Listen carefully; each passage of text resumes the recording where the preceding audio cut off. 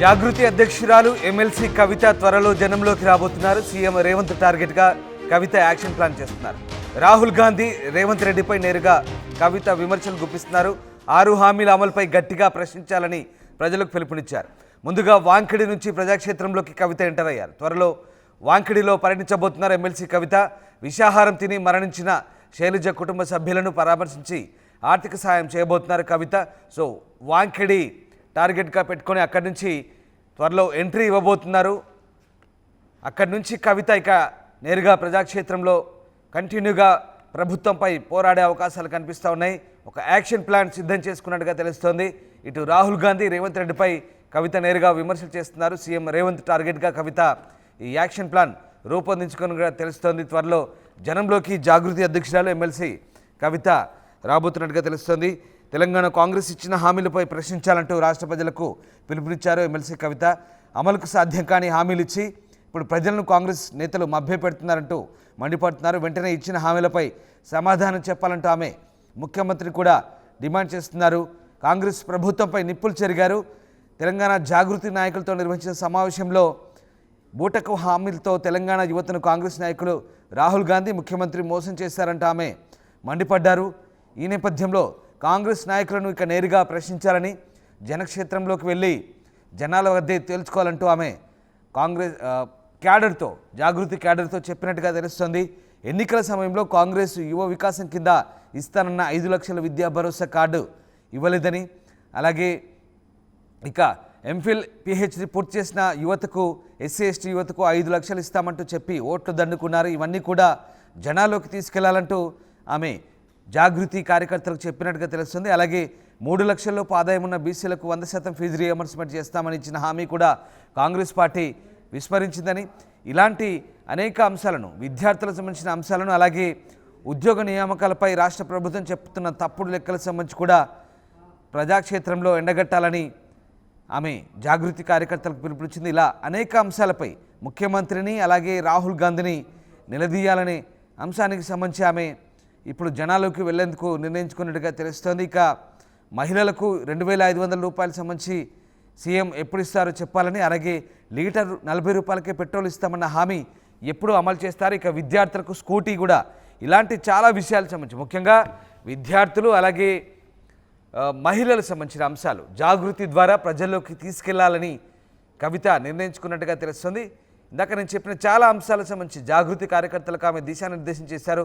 వీటన్నిటినీ కూడా ఇక విషాహారం తిని మరణించిన శైలజ కుటుంబాన్ని పరామర్శిస్తూ అక్కడి నుంచి పూర్తిగా జనబాహుల్యంలోకి వెళ్ళాలని కవిత నిర్ణయించుకున్నారు. ఇప్పటికే మరణించిన కుటుంబానికి శైలజ ఆర్థిక సాయం కూడా ప్రకటించారు. సో ఆ రకంగా ఆమె జనక్షేత్రంలోకి వెళ్ళబోతున్నట్టుగా తెలుస్తుంది. మధు జైన్ అవుతున్నారు. మధు, జాగృతి అధ్యక్షురాలు ఎమ్మెల్సీ కవిత ముఖ్యంగా విద్యార్థి అలాగే మహిళల సమస్యలు ఆమె ప్రధానంగా ఫోకస్ చేస్తూ ప్రజల్లోకి వెళ్ళాలని నిర్ణయించుకున్నట్టు తెలుస్తుంది. సో ఎలాంటి యాక్షన్ ప్లాన్తో కవిత ముందుకెళ్తోంది?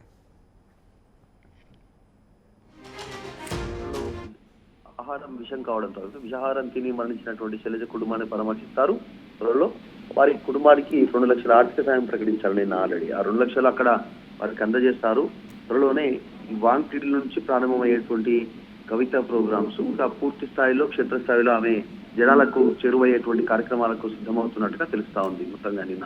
ఎందుకంటే వరుసగా జాగృతికి సంబంధించినటువంటి అన్ని జిల్లాల పార్టీల నాయకులతో కవిత భేటీ అవుతున్నారు. ఇంట్లో వారికి దిశానిర్దేశం చేస్తున్నారు. త్వరలో యాక్టివ్ కాబోతా ఉన్నాను, మీరు కూడా చాలా యాక్టివ్ గా పనిచేయడానికి సిద్ధంగా ఉండండి.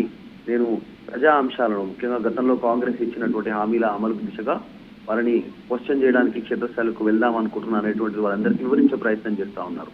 మొన్నటి వరకు ఇన్యాక్టివ్ గా ఉన్నటువంటి ఈ జాగృతికి సంబంధించినటువంటి నాయకులందరినీ యాక్టివ్ చేసే పనిలో కవిత ఉన్నారు. ఇప్పటికే 2 లక్షల రూపాయల ఆర్థిక సాయాన్ని ప్రకటించిన విషయం మనకు తెలిసిందే. కాకపోతే దాంతో పాటు నిన్న చేసినటువంటి ప్రకటనలో చాలా కీలకంగా రాహుల్ గాంధీ, రేవంత్ రెడ్డి ఇద్దరిని క్వశ్చన్ చేస్తూ కారణం చేసేటువంటి కార్యక్రమాల త్వరలో కవిత చేపట్టనున్నట్టుగా తెలుస్తా ఉంది. అనేక అంశాలు ఉన్నాయి. దొంగ హామీలతో తెలంగాణలో అధికారంలోకి వచ్చింది కాంగ్రెస్ పార్టీ. దానికి సంబంధించి యువకులను ముఖ్యంగా తప్పుదోవ పట్టించింది అనేటువంటిది కవిత చెప్పే ప్రయత్నం చేశారు. జాగృతికి సంబంధించిన సంస్థ ప్రతినిధులతో యువకులే కాంగ్రెస్ పార్టీని అధికారంలోకి తీసుకొచ్చారు అనేటువంటిది యువకులు, నిరుద్యోగులు బీఆర్ఎస్ భావిస్తా ఉంది కాబట్టి వాళ్ళని చైతన్యం చేసేటువంటి దిశగా, వారిని గుర్తు చేసే, వారికి ఒకసారి మళ్ళీ గుర్తు చేసే దిశగా వారిని కాంగ్రెస్ పార్టీ నాయకుల్ని క్షేత్రస్థాయిలో క్వశ్చన్ చేయాలి అనేటువంటిది ప్రజలకు పిలుపునిస్తూ ఆమె త్వరలో ప్రకటన చేయడం క్షేత్రస్థాయిలో తిరగనున్నట్టుగా తెలుస్తా ఉంది. నిన్న కూడా ఆదిలాబాద్ కానీ రంగారెడ్డి జిల్లాలకు సంబంధించినటువంటి తెలంగాణ జాగృతి నాయకులతో సమావేశమయ్యారు. ఈ సందర్భంగా మొత్తం గతంలో యువతకి ఇచ్చినటువంటి యువ వికాసం 5 లక్షల విద్యా భరోసా కార్డుకు సంబంధించి, తర్వాత విద్యాజ్యోతుల పథకం కింద ఎంఫిల్ పిహెచ్డి పూర్తి చేసినటువంటి ఎస్సీ ఎస్టీ యువతకు కానీ 5 లక్షలు ఇస్తామని చెప్పినటువంటి ఆ హామీని క్షేత్రస్థాయిలో క్వశ్చన్ చేయాలి అనేటువంటిది సిద్ధమవుతూనే 3 లక్షల రూపు ఆదాయం ఉన్నటువంటి బీసీలకు 100% ఫీజు రియంబర్స్మెంట్ ఇస్తామనేటువంటి హామీ ఒకటి, వీటన్నిటిపైన క్వశ్చన్ చేయడానికి సిద్ధమవుతా ఉన్నారు. అయితే సీఎం రేవంత్ రెడ్డి చెప్తా ఉన్నటువంటి మేము వచ్చిన తర్వాత 50,000కు పైగా ఉద్యోగాలు ఇచ్చామనేటువంటిది అయితే ప్రకటన చేస్తా ఉన్నారో, ఆ ప్రకటనకి సంబంధించి గతంలోనే కేసీఆర్ అధికారంలో ఉన్నప్పుడు, తెలంగాణలో బీఆర్ఎస్ అధికారంలో ఉన్నప్పుడు నిర్వహించినటువంటి పోటీ పరీక్షలు అవన్నీ కూడా ఇప్పుడు కొత్తగా వచ్చిన తర్వాత ఇక్కడ నోటిఫికేషన్ ఇచ్చి ఉద్యోగాలు అంత పెద్ద ఎత్తున నిర్వహించలేదు. అందులో మెజారిటీ శాతం 90% పైగా గత ప్రభుత్వంలో నిర్వహించినటువంటి ఎగ్జామ్స్ కి ఇప్పుడు ఈయన నియామక పత్రాలు ఇచ్చాడనేటువంటిది వారితో ఆమె చెప్పారు. వాటిపైన క్వశ్చన్ చేద్దాం క్షేత్రస్థాయిలో అనేటువంటిది వారందరికీ దిశానిర్దేశం చేశారు. తర్వాత మహిళలకు ఇస్తామన్న హామీ 2,500 ప్రతి మహిళకి నెల ఇస్తామన్న హామీ ఏమైంది? తర్వాత పెట్రోల్ కి సంబంధించి తెలంగాణలో 40 రూపాయలకే పెట్రోల్ ఇస్తాం అధికారంలోకి వస్తాయనేటువంటి గతంలో కాంగ్రెస్ చేసినటువంటి హామీ, వీటన్నిటినీ క్షేత్రస్థాయిలో తిరుగుతూ జనాల్లో గతంలో వారు ఇచ్చినటువంటి హామీలను గుర్తు చేస్తామంటూ ఆమె నిలదీయాలి ఎక్కడికక్కడ అనేటువంటి క్వశ్చన్ చేస్తా ఉన్నారు. మొత్తానికి కవిత యాక్టివ్ కాబోతా ఉన్నారు. జైలు నుంచి వచ్చిన తర్వాత రెస్ట్ లో ఉన్నారు, తర్వాత సమావేశమయ్యారు బీసీ సంఘాలకు సంబంధించినటువంటి నాయకులతో, ఇప్పుడు జాగృతి సంస్థ నాయకులతో వరుసగా భేటీ అవుతున్నారు. త్వరలోనే క్షేత్రస్థాయిలో కూడా వెళ్ళనున్నట్టుగా తెలుస్తా ఉంది. మధు, ఆమె జైలు నుంచి వచ్చిన తర్వాత చాలా రోజులు సైలెంట్ గా ఉన్నారు. తర్వాత మీరు చెప్తున్నట్టుగా కులగణన సర్వేకి సంబంధించి ఆమె సోషల్ మీడియా వేదికగా మళ్ళీ యాక్టివ్ అయ్యారు, ప్రభుత్వాన్ని ప్రశ్నించారు. సో మొత్తం మీద కవిత మళ్ళీ ఒక మాస్ ఎంట్రీ ఇచ్చే ఛాన్స్ ఉందా? జనాలు ఒక ప్రణాళికాబద్ధంగా ప్రభుత్వంపై, కేంద్ర రాష్ట్ర ప్రభుత్వాలపై ఒక టార్గెట్ చేసుకొని జనాల్లోకి వెళ్ళే ఛాన్స్ ఉందా? క్షేత్రస్థాయిలో ఇప్పటికే జాగృతి సంస్థ ప్రతినిధులను యాక్టివ్ చేయాలనేటువంటి దిశగా ముందుకు వెళ్తా ఉన్నారు ఎమ్మెల్సీ కవిత.